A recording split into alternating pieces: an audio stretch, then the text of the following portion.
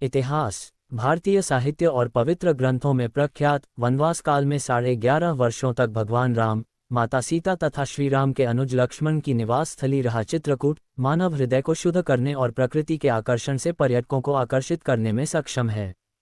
चित्रकूट एक प्राकृतिक स्थान है जो प्राकृतिक दृश्यों के साथ साथ अपने आध्यात्मिक महत्व के लिए प्रसिद्ध है। एक पर्यटक यहाँ के खूबसूरत झरने, चंचल युवा हिरण और नाचते मोर को देखकर रोमांचित होता है, तो एक तीर्थयात्री पयस्विनी मंदाकिनी में डुबकी लेकर और कामदगिरी की धूल में तल्लीन होकर अभिभूत होता है। प्राचीन काल से चित्रकूट क्षेत्र ब्रह्मांडीय चेतना के लिए प्रेरणा का एक जीवंत केंद्र रहा है। हजारों भिक्षुओं, साधुओं और संतों ने यहाँ उच्च आध्यात्मिक स्थिति प्राप्त की है और अपनी तपस्या, साधना, योग, तपस्या और विभिन्न कठिन आध्यात्मिक प्रयासों के माध्यम से विश्व पर लाभदायक प्रभाव डाला है। प्रकृति ने इस क्षेत्र को बहुत उदारतापूर्वक अपने सभी उपहार प्रदान किए हैं, जो इसे दुनिया भर से तीर्थयात्रियों और पर्यटकों को आकर्षित करने में सक्षम बनाता है। अत्रि, अनुसूया, दत्तात्रेय, महर्षि मार्कंडेय, सारभंग, सुतीक्ष्ण और विभिन्न अन्य ऋषि, संत, भक्त और विचारक सभी ने इस क्षेत्र में अपनी आयु व्यतीत की और जानकारों के अनुसार ऐसे अनेक लोग आज भी यहाँ की विभिन्न गुफाओं और अन्य क्षेत्रों में तपस्यारत हैं। इस प्रकार इस क्षेत्र की एक आध्यात्मिक सुगंध है जो पूरे वातावरण में व्याप्त है और यहाँ के प्रत्येक दिन को आध्यात्मिक रूप से जीवंत बनाती है। चित्रकूट सभी तीर्थों का तीर्थ है। हिंदू आस्था के अनुसार प्रयागराज, आधुनिक नाम इलाहाबाद, को सभी तीर्थों का राजा माना गया है, किंतु चित्रकूट को उससे भी ऊंचा स्थान प्रदान किया गया है। किंवदंती है कि जब अन्य तीर्थों की तरह चित्रकूट प्रयागराज नहीं पहुंचे तब प्रयागराज को चित्रकूट की उच्चतर पदवी के बारे में बताया गया तथा प्रयागराज से अपेक्षा की गई कि वह चित्रकूट जाएं, इसके विपरीत कि चित्रकूट यहाँ आएं। ऐसी भी मान्यता है कि प्रयागराज प्रत्येक वर्ष पयस्विनी में स्नान करके अपने पापों को धोने के लिए आते हैं। ये भी कहा जाता है कि जब प्रभु राम ने अपने पिता का श्राद्ध समारोह किया तो सभी देवी देवता शुद्धि भोज, परिवार में किसी की मृत्यु के 13वें दिन सभी संबंधियों और मित्रों को दिया जाने वाला भोज में भाग लेने चित्रकूट आए। वे इस स्थान की सुंदरता से मोहित हो गए थे।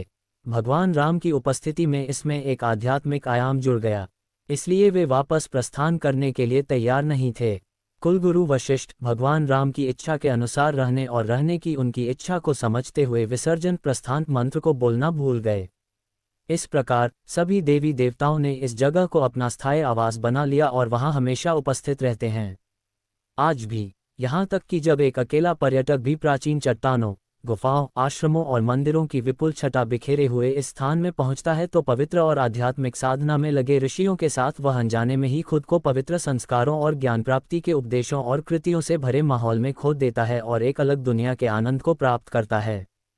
विश्व के सभी हिस्सों से हजारों तीर्थयात्री और सत्य के साधक इस स्थान में अपने जीवन को सुधारने और उन्नत करने की एक अदम्य इच्छा से प्रेरित होकर आश्रय लेते हैं। प्राचीन काल से ही चित्रकूट का एक विशिष्ट नाम और पहचान है।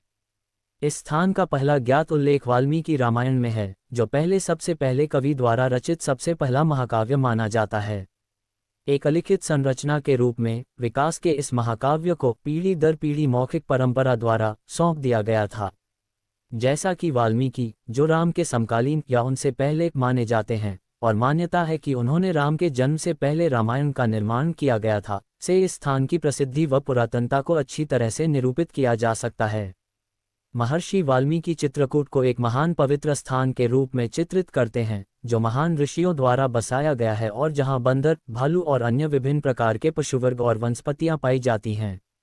ऋषि भारद्वाज और वाल्मीकि दोनों इस क्षेत्र के बारे में प्रशंसित शब्दों में बोलते हैं और श्री राम को अपने वनवास की अवधि में इसे अपना निवास बनाने के लिए सलाह देते हैं, क्योंकि यह स्थान किसी व्यक्ति की सभी इच्छाओं पूर्ण करने और उसे मानसिक शांति देने में सक्षम था, जिससे वह अपने जीवन में सर्वोच्च लक्ष्यों को प्राप्त कर सके। भगवान राम स्वयं इस जगह के मोहक प्रभाव को मानते हैं। रामोपाख्यान और महाभारत के विभिन्न स्थानों पर तीर्थों के विवरण में चित्रकूट को एक विशिष्ट स्थान प्राप्त है। ये अध्यात्म रामायण और बृहत रामायण चित्रकूट की झकझोर कर देने वाली आध्यात्मिक और प्राकृतिक सुंदरता को प्रमाणित करते हैं। लेखकों के अनुसार बाद में चित्रकूट और इसके प्रमुख स्थानों का वर्णन 16 कंटों वर्णित है।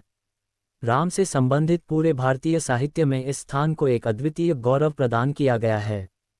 फादर कामिल बुल्के ने भी चित्रकूट महात्म्य का उल्लेख किया है, जो मैकेंजी के संग्रह में पाया गया है। विभिन्न संस्कृत और हिंदी कवियों ने चित्रकूट का वर्णन किया है। महाकवि कालिदास ने अपने महाकाव्य रघुवंश में इस स्थान का सुंदर वर्णन किया है। वह यहाँ के आकर्षण से इतना प्रभावित हुए कि उन्होंने मेघदूत में अपने यक्ष के निर्वासन का स्थान चित्रकूट, जिसे वह प्रभु राम के साथ इसके सम्मानित संबंधों की वजह से रामगिरी कहते हैं, को बनाया। हिंदी के संत कवि तुलसीदास जी ने अपने सभी प्रमुख कार्यों रामचरितमानस, कवितावली, दोहावली और विनय पत्रिका में इस स्थान का अत्यंत आदरपूर्वक उल्लेख किया है। अंतिम ग्रंथ में कई छंद हैं जो तुलसीदास और चित्रकूट के बीच एक गहन व्यक्तिगत बंधन प्रदर्शित करते हैं। अपने जीवन का काफी हिस्सा उन्होंने यहाँ भगवान राम की पूजा और उनके दर्शन की लालसा में व्यतीत किया। यहाँ उनकी उपलब्धियों का एक उल्लेखनीय पल माना जाता है जब हनुमान जी की मध्यस्थता में उन्हें उनके आराध्य प्रभु राम के दर्शन प्राप्त हुए। उनके मित्र, प्रसिद्ध हिंदी कवि रहीम अब्दुल रहीम खान ए खाना, सैनिक, राजनीतिज्ञ, संत, विद्वान, कवि, जो अकबर के नवरत्नों में से एक थे, ने यहाँ कुछ समय बिताया था जब वह अकबर के पुत्र सम्राट जहांगीर के पक्ष में थे। प्रणामी संप्रदाय के बीटेक साहित्य के अनुसार संत कवि महामती प्रणनाथ ने यहाँ अपनी 2 पुस्तकों छोटा कयामतनामा नामा और बड़ा कयामतनामा को लिखा था। वह वास्तविक स्थान जहाँ प्राणनाथ रहे और जहाँ उन्होंने कुरान की व्याख्या और श्रीमद्भागवत महापुराण से इसकी समानताओं से संबंधित कार्य किए का सही पता नहीं लगाया जा सका है। अखिलेश केवट ने यह वीडियो बनाया। अच्छा लगा हो तो लाइक करें।